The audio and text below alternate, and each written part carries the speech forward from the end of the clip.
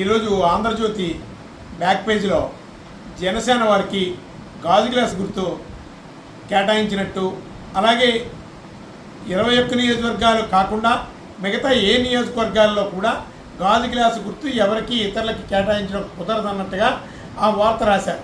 వాస్తవానికి అది ఫ్రీ సింబల్స్లో ఉంది. మేము ఎలక్షన్ కమిషన్ ఆఫీసుని కూడా సంప్రదించడం జరిగింది. సంప్రదిస్తే అలాంటి ఇన్స్ట్రక్షన్స్ ఏమి ఇప్పటిదాకా లేవు అని చెప్పారు.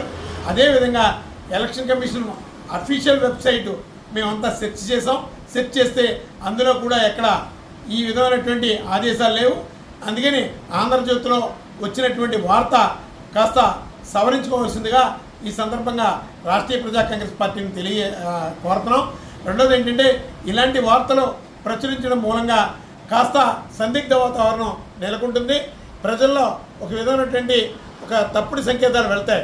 అందుకని ప్రభుత్వ యంత్రాంగం మీద ఒక వ్యతిరేకత కూడా వచ్చేటటువంటి పరిస్థితులు ఉంటాయి. ఎందుకంటే ఈ ఫ్రీ సింబల్స్ బుక్లెట్లో చూసి ఈరోజు నామినేషన్స్ 18వ తారీఖు నుంచి 25వ తారీఖు వరకు వేశారు.